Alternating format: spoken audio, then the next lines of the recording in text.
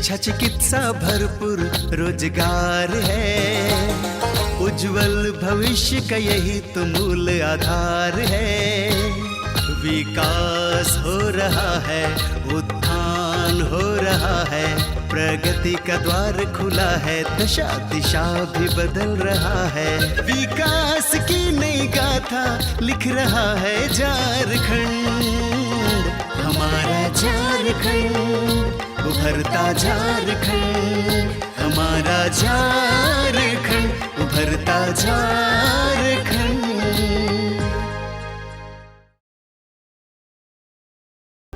नमस्कार, जोहार। उभरता झारखंड कार्यक्रम में आप सभी का स्वागत है। मैं हूं नमिता। झारखंड की पहचान हरे भरे पेड़ पौधे और जंगल।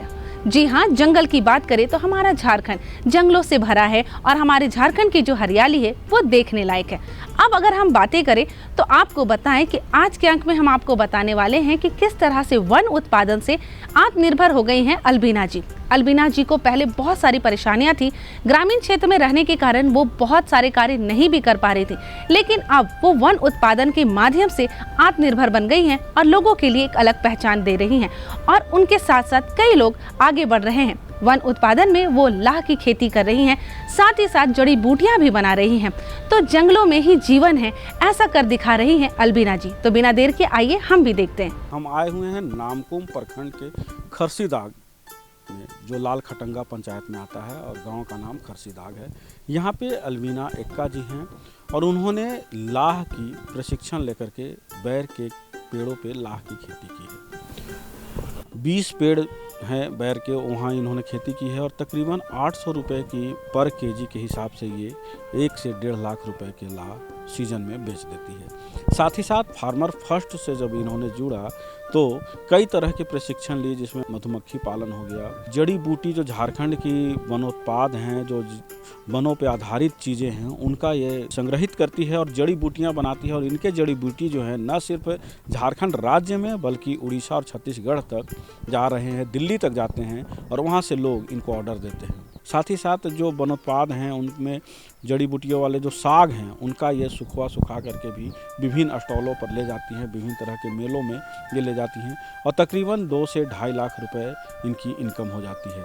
अपने और अपने पति के साथ यह दंपत्ति जी तोड़ मेहनत कर रहे हैं और मेहनत के बदौलत धीरे धीरे बढ़ रही हैं। साथ ही साथ लोग आसपास के जो हैं इनको डॉक्टर दीदी के नाम से भी पुकारने लगे। अपने झारखंड प्रदेश की महिलाएं अपनी संस्कृति, यहाँ मौजूद प्राकृतिक संसाधन तथा अपनी परंपराओं के लिए जानी जाती हैं। इसी प्रदेश में एक नाम उभर कर सामने आता है अल्बिना एक्का का, जो रांची जिले के नामकुम के खरसीदाग की रहने वाली हैं। इन्होंने वनोत्पाद को अपनी आजीविका का सहारा बनाते हुए आत्मनिर्भरता का एक बेहतर उदाहरण पेश किया है। इन्होंने ICAR पलांडू से कई तरह का प्रशिक्षण हासिल किया है और उसकी बदौलत वो मशरूम के उत्पाद बना रही हैं, टमाटर के सॉस बना रही हैं तथा रागी के लड्डू और निमकी आदि बना रही हैं। इतना ही नहीं, ये जड़ी बूटियों का इस्तेमाल कर दवा भी बना रही हैं, जिससे कई बीमारियां ठीक होती हैं। इस जड़ी बूटी की बदौलत इन्होंने कई लकवा के मरीजों को ठीक किया है।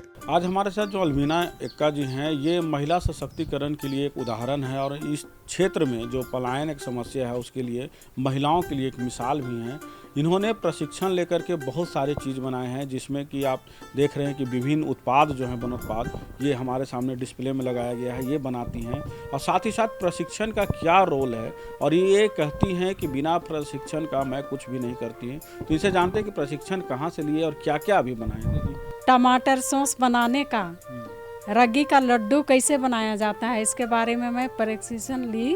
उसका जैसे मशरूम का अचार भी बनाती हूँ और बरी भी बनाती हूँ। इसका वाला कच्चा माल भी बेचती हूँ। जैसे तेल देख रहे हैं, जड़ी बूटी का तेल, वो मिशनरी संस्था से मैं ट्रेनिंग ली। ट्रेनिंग में हम लोग 50 महिला थे। 50 महिला में से मैं ही अभी बना रही हूँ, बाकी महिलाएं कोई नहीं बना रही। मुझको लगा कि मुझको करना चाहिए। जैसे इसमें इपिल रानू सुनुम करके है मेरा ये तेल, इसमें जैसे धथुरा डालती हूँ, एरंडी डालती हूँ, पीपरमेंट डालती हूँ, अजवाइन सत डालती हूँ, फिर से लहसुन डालती हूँ, फिर लाल मिर्च डालती हूँ, बस इतना ही मिला के बनाती हूँ मैं। इससे 33 प्रकार बीमारी का ठीक हो जाता है। और अभी तक मैं जैसे ये तेल से जैसे जानकारी, जैसे पटना गई थी मैं, पटना में ट्रेन में आते समय कोई बात कर रहे थे बगल में, मेरे बगल में बैठे हुए, कि नहीं एक आदमी का लकवा हो गया है, वो ठीक ही नहीं हो रहा है 6 साल से। 6 साल का लकवा को मैं ठीक कर दी, और वो भी मतलब यहीं रांची से हड़मू क्षेत्र की, और अभी ठीक हो गया। और बार बार वो लेने आता है कि नहीं हमको जब तक हम हैं तब तक लगाते रहें, दोबारा ना हो। इसलिए मुझको भी जैसे अच्छे होते हैं तो मुझको भी अच्छा लगता है। जैसे मेरे रिंग रोड के बगल में भी एक का लकवा हो गया था, वो 6 महीना से बिस्तर से उठ नहीं पा रहा था। एक सिस्टर मुझसे संपर्क की, वो भी आके ले गई दवा, और अभी वो ठीक होके अभी बंगलोर में काम कर रहे हैं। अल्बिना एक्का बहुप्रतिभाशाली हैं। वनों से घिरे इस प्रदेश में वो एक ओर तो लाह की खेती कर रही हैं, तो दूसरी ओर अपने खेतों में साग सब्जी भी उगा रही हैं। इसके अलावा वो वनोत्पाद का इस्तेमाल कर जड़ी बूटी बनाकर 35 प्रकार की बीमारियां ठीक कर रही हैं। इतना ही नहीं, वो प्राकृतिक संसाधनों का इस्तेमाल कर शैम्पू भी बनाती हैं। अपनी जड़ी बूटियों से वो लोगों की हड्डियां जोड़ती हैं तथा बिना चीर फाड़ के पत्थरी का इलाज भी करती हैं। नामकुम क्षेत्र में लोग इन्हें डॉक्टर दीदी के नाम से पुकारते हैं। इन सब के अलावा वो पौधों की नर्सरी करती हैं, detergent powder, phenyl, LED bulb आदि भी बनाती हैं। इन सब से इन्हें अच्छी आय हो जाती है, जिसकी वजह से इन्हें पैसों के लिए किसी के सामने हाथ फैलाने की जरूरत नहीं पड़ती। लाह की ट्रेनिंग ली मैं सबसे पहले, फार्मर फर्स्ट योजना से मैं ट्रेनिंग के लिए मतलब नामकुम गई, ट्रेनिंग ली। उसके बाद बीज मिला, थोड़ा ही मिला, लेकिन हमको ज़्यादा मात्रा में करने का इच्छुक लगा। फर्स्ट में तो नहीं जानती थी, इसलिए थोड़ा ही लगाई। बाद में मुझको जानकारी हुआ कि नहीं, लाश से मतलब बहुत फ़ायदेमंद है और 6 महीना का खेती है, इसलिए मैं लाह की खेती शुरुआत की। जैसे मेरे पास बीज नहीं रहता है तो मैं बीज खरीद के अपना पेड़ में लगाती हूँ, और जैसे 6 महीना में लाह की खेती अच्छा से फसल हो जाता है तो 1.5-2 लाख 6 महीना में इनकम करती हूँ। और खेती बाड़ी करते हैं, जैसे साग सब्जी उपजाते हैं, जैसे मटर, आलू, बीन हुआ, गाजर हुआ, मूली हुआ, ये सब खेती करते हैं। जड़ी बूटी भी करते हैं, जैसे 33 प्रकार बीमारी का तेल बनाते हैं, गैस का गोली बनाते हैं। अभी जितना भी दिए हैं अभी तक रिजल्ट बहुत अच्छा है, और घर में ही मतलब आके ले जाते हैं। जैसे लकवा वाला बीमारी भी 33 प्रकार का बीमारी का तेल बनाते हैं, उसी में से दे के मतलब 7 जन लकवा बीमारी वाले लोग ठीक हो गए हैं, और वो लोग ठीक हो गए हैं और लोगों को भी बता रहे हैं। वो लोग भी जैसे छत्तीसगढ़ से 2 पेशेंट आए थे, उड़ीसा से 3 पेशेंट आए थे, उनके लिए तो क्या जैसे LPS अभी जैसे है ना, ये ऋण सब देते हैं कि छोटा छोटा बिजनेस कीजिए, लेकिन महिलाएं बिजनेस ना करके पढ़ाई में खर्च करती है, शादी ब्याह में, घर का काम में खर्च करती है। तो वो खर्च ना करके अपना रोजगार को अपनाएं। जैसे सब्जी ही खरीदना है, जैसे सब्जी हम नहीं उगा रहे हैं तो किसी से हम खरीद के बेच सकते हैं, 2 पैसा इनकम नहीं कर सकते हैं। वो चीज़ करना चाहिए, दूसरा जगह प्लान नहीं करना चाहिए, जाना चाहिए, अपना ही रोजगार अपनाना चाहिए। अल्बिना एक्का आज एक आत्मनिर्भर महिला बन पाई हैं, तो उसमें उनकी लगन और मेहनत तो है ही, साथ ही साथ उन्हें कामयाब बनाने में ICAR पलांडू के वैज्ञानिकों का भी हाथ है। इन्हीं के द्वारा दिए गए प्रशिक्षण की वजह से उन्होंने वनोत्पाद का व्यावसायिक उपयोग करना सीखा। इन्होंने ICAR द्वारा चलाए जा रहे फार्मर फर्स्ट कार्यक्रम से खुद को जोड़ा और फिर उनके द्वारा सिखाए गए लगभग सारे मॉड्यूल को अपनाकर अपने जीवन की दिशा और दशा को बदला। और 2017-18 से फार्मर फर्स्ट प्रोग्राम जो कि ICAR के द्वारा चलाया जा रहा है, ICAR पलांडू को मिला। और शुरू में ही अल्बिना जी से जब मुलाकात हुई तो मुझे लगा जो ये समेकित कृषि प्रणाली की ओर बढ़ना चाहते हैं, तो फार्मर फर्स्ट प्रोग्राम के बारे में जब इनसे चर्चा किए तो ये फार्मर फर्स्ट प्रोग्राम से जुड़ गई। और फार्मर फर्स्ट प्रोग्राम में जितने मॉड्यूल है लगभग सभी मॉड्यूल में, जैसे कि सब्जी, फल, फसल आधारित, मछली पालन, जो मवेशी आधारित मॉड्यूल है और उद्यम आधारित मॉड्यूल है, सभी मॉड्यूल से ये जुड़ी और सभी मॉड्यूल का इनको एक ट्रेनिंग प्रोग्राम मिला, प्रशिक्षण में ये आए, बहुत सारे प्रशिक्षण मिला। जैसे यहीं पर इसी गांव में हम लोग टमाटर का केचप बनाने का भी प्रशिक्षण दिए थे। और इनकी खासियत क्या है, ये सीखती हैं और फिर अपने से भी ये इनोवेशन, जिसको नवोन्मेष कहते हैं, करती हैं। और सिर्फ एक ही संस्था से ही नहीं बल्कि जितने भी संस्था इनके अप्रोच में हैं उनसे ये कांटेक्ट में रहती हैं और उनसे अच्छी अच्छी चीज़ें ये सीखती हैं और गांव में ले करके आती हैं, जिससे कि गांव के और किसान भी लाभान्वित होते हैं। जैसे कि ये एक कोल्ड स्टोरेज भी यहाँ पर लाई, एक छोटा सा कोल्ड स्टोरेज है इस गांव में और इनके प्रयास से आया है। ये एफपीओ से भी जुड़ी हुई हैं, मछली पालन भी करती हैं, लाह उत्पादन भी करती हैं, जो नर्सरी है नर्सरी भी तैयार करती हैं और बहुत सारे ये प्रोडक्ट बनाती हैं। जैसे मशरूम का ये अचार भी बनाती है, बड़ी भी बनाती है और दूसरे संस्था से ट्रेनिंग ले करके कुछ दवाइयाँ भी बना रही हैं और जो दवाइयाँ बहुत सारी बीमारियों में कारगर है। इसके अलावा ये बहुत सारे, जैसे यहाँ जो ट्रेडिशनल सब्जियाँ हैं उनका ये सुखा करके एक अलग अलग तरह के व्यंजन बना रही हैं, जो कि बहुत ही लाभदायक है, पौष्टिक है। तो इस तरह से ये बहुआयामी प्रतिभा के धनी किसान हैं और इनसे लोगों को बहुत बड़ी प्रेरणा मिल रही है। जो कम पूंजी वाले किसान भी बहुत सारे संस्थाओं से जुड़ करके उनसे जो मदद ले सकते हैं, मदद ले करके और अपनी आमदनी को बढ़ा सकते हैं, रोजगार के साधन को बढ़ा सकते हैं, जीविका को बढ़ा सकते हैं और गांव में खुशहाली ला सकते हैं। अपने झारखंड प्रदेश में वन उत्पाद का भंडार है। इनका सदुपयोग कर हर कोई अपनी आमदनी सुदृढ़ कर सकता है। अल्बिना एक्का ने भी यही किया है।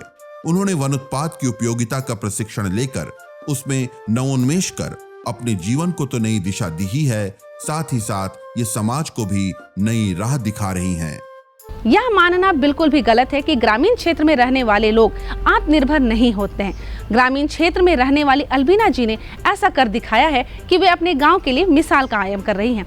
बातों का सिलसिला यूं ही जारी रखते हुए अब हम आपको बताएं कि किस तरह से कुटीर उद्योग के माध्यम से आगे बढ़ रहे हैं ग्रामीण वासी।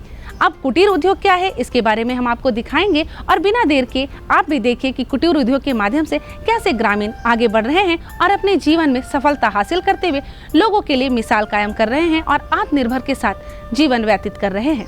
कुटीर उद्योग झारखंड में जमाने से ग्रामीण तथा अर्ध शहरी क्षेत्र के लोगों की आजीविका का एक प्रमुख स्रोत रहा है। कुटीर उद्योग वस्तुतः कम पूंजी निवेश में लोगों को रोजगार के अवसर प्रदान करता है। कुटीर उद्योग ने कई लोगों के जीवन में सकारात्मक बदलाव लाया है। इसका उदाहरण हम देख सकते हैं रांची जिले के नामकुम के लोहाडी निवासी जितेंद्र प्रसाद सिन्हा के जीवन में। ये एक प्राइवेट नौकरी करते थे जिसमें आमदनी बहुत कम थी। अपने इंजीनियर बेटे की मृत्यु के बाद अपने परिवार को चलाने के लिए इन्होंने छोटी सी एक मिल खोली। इसमें वो तेल की पेराई, आटा तथा मसाले की पिसाई आदि का काम करते हैं। स्वराज रोजगार योजना उससे ये काम चालू किए और तेल मिल है, तेल मिल चलाते हैं, फिर आटा का मिल है, इसमें दाल भी 2 फाड़ करते हैं, ये मसाला का मिल है, इसमें मसाला पीसते हैं। इस तरह से करके अपने परिवार का जीवन पोषण कर रहे हैं। मिल सर मेरे बेटे का घटना 2017 में हुआ और उसके बाद ये 2020 में हम 16 मार्च को खोले, तो फिर 20 या 22 मार्च को कोरोना आ गया, उसमें प्रॉब्लम चला, रेट का भी हाई हो गया और इस तरह से फिर अभी तक पहुँचे हैं। सरसों तो सर किसान से लेते हैं, किसान से ले के यहाँ अपना पिसाई करते हैं। कितने सभी लोग, अधिकतर लोग तो लेकर आते हैं और यहाँ पिसवाते हैं।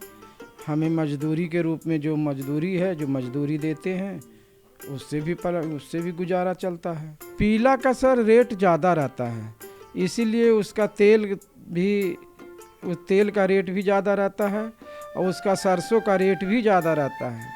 पीला तेल में आप पूड़ी भी खा सकते हैं, छोटे बच्चा को लगा सकते हैं। इस सब के उपयोग में लोग लाते हैं। काला सरसों से सब्जी बनाते हैं, पराठा वराठा खाते हैं। ये शुद्ध तेल है सर, जो प्राकृतिक ने, किसान ने जो उगाया है, किसान के द्वारा उगाए हुए चीज़ से हम लोग शुद्ध बना कर देते हैं। और जिनके पास स्वयं का सरसों है वो लेकर आते हैं और यहाँ पिसवाते हैं और शुद्ध अपना खाते हैं। और बाद वही चल रहा था। अभी धीरे धीरे महंगा, जैसे जैसे सरसों महंगा होता है उस तरह से आदमी काम करता है। इसीलिए ज़्यादा तेल अधिकतर किसान ही लेकर आते हैं और पिसाई करके जाते हैं। ये बताते हैं कि ये इस मिल में किसानों द्वारा लाए गए सरसों की पेराई करते हैं। इसके बदले में किसान उन्हें पैसे देते हैं। इसके अलावा वो खुद भी तेल पेर कर ग्राहकों को बेचते हैं। वो प्रतिदिन 15 से 20 लीटर तेल बेच लेते हैं। इसके अलावा वो तेल की खल्ली खटाल में बेचते हैं। इतना ही नहीं, वो इस मिल से हल्दी, धनिया, जीरा, गोलकी आदि की भी बिक्री करते हैं। इन सब से इन्हें इतनी आमदनी हो जाती है कि वो अपने परिवार का गुजारा आराम से कर ले रहे हैं। खटाल वाले जो दूध बेचते हैं, जो दूध वाले खटाल वाले ले जाते हैं वजन से, किलो तो अभी 24-25 का भी चलता है। फिर खुदरी 26-27 भी चलता है ना सर। तीनों एक बार चालू नहीं करते हैं, क्या कि थोड़ा सा जगह का कंडस्टेड है, इसलिए तीनों 2 मशीन एक साथ चलाते हैं ज़रूरत पड़ने पर। ऐसे ज़्यादा तेले का मिल चलता है। सोलर का तो हम कहना चाहेंगे कि सोलर अगर मिल जाए सब्सिडी पर कम पैसा में, तो हम लोग का राहत थोड़ा सा मिले। मसाला का बिक्री थोड़ा है सर, थोड़ा बहुत है। हम शुद्ध बेचते हैं, कोई कुछ इसमें मिलावट का चीज़ नहीं है। क्वालिटी में कोई समझौता नहीं है। शुद्ध खाइए, स्वस्थ रहिए।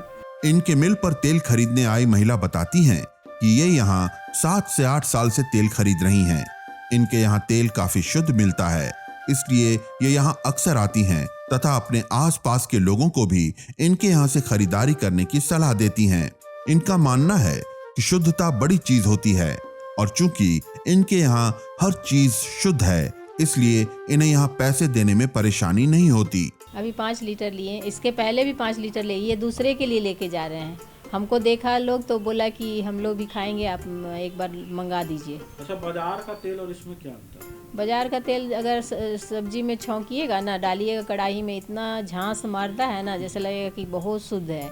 लेकिन वो तेल से पेट भी ठीक नहीं रहता है और मिलावटी है ही इसमें। जब से इसको खा रहे हैं कोई बीमारी? हाँ नहीं, बीमारी भी नहीं है। बच्चे को पहले हम लगाते थे ऑलिव ऑयल की जगह अभी सरसों तेल लगाते हैं, क्योंकि ऑलिव ऑयल ठंडा रहता है और जाड़े के दिन में लगा नहीं सकते हैं। जब से सरसों तेल, अभी बच्चा मेरा 10 महीना का हो गया, जब से लगा रहे हैं सब, तब से न फोड़ा फुंसी कुछ भी नहीं होता है। मतलब एंटीबायोटिक का काम करता है। हाँ, और प्लस हड्डी मजबूत करता है और सरसों तेल गर्म भी होता है। गांव में हम लोग का खेती बाड़ी है, सरसों होता है, तीसी होता है, मगरेला होता है, हम लोग जानते हैं इसका ये। इसलिए हम लोग तो पहले गांव से आता था, अभी गांव से नहीं उतना आता है। लोग धान उन लगाने के चक्कर में वो सब लगाते नहीं है, कम लगाते हैं। हाई है, फिर भी क्या करेंगे हम लोग, जब इनको नहीं पड़ रहा है तो देंगे भी कैसे। मतलब शुद्धता जहाँ है तो हाँ, रेट को का लोग नहीं सोचते हैं। अब जब अच्छा ब्रांडेड चीज़ पहनते हैं उसमें, जबकि उसका डबल दाम रहता है, 1.5 गुना दाम रहता है, फिर भी पहनते हैं ना। क्यों पहनते हैं? क्योंकि बहुत अच्छा है, उसका कपड़ा अच्छा है, ज़्यादा लास्टिंग करता है।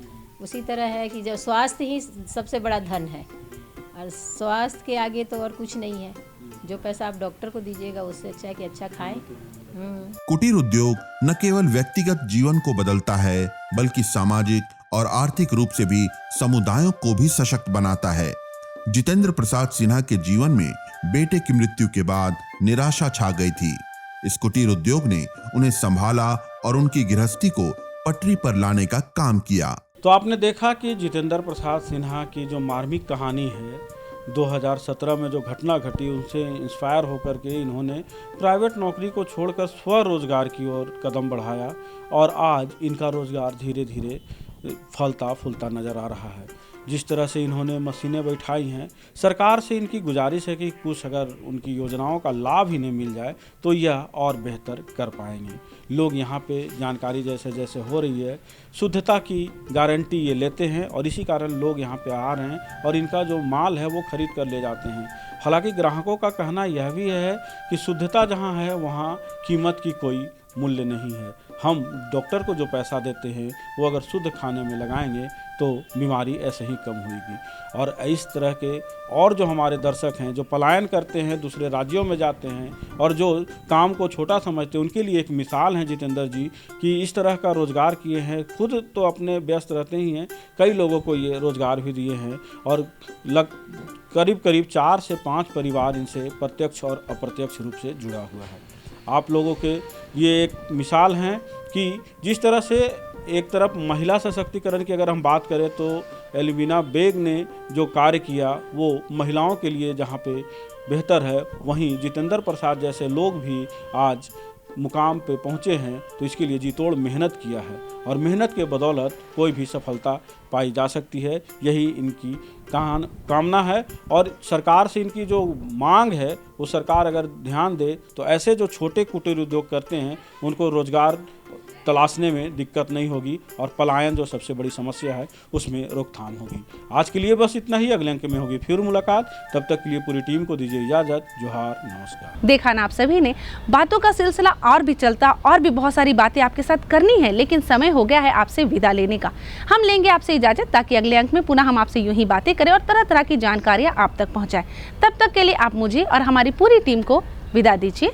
जोहार। विकास की नई गाथा लिख रहा है झारखंड, हमारा झारखंड, उभरता झारखंड, हमारा झारखंड, उभरता झारखंड।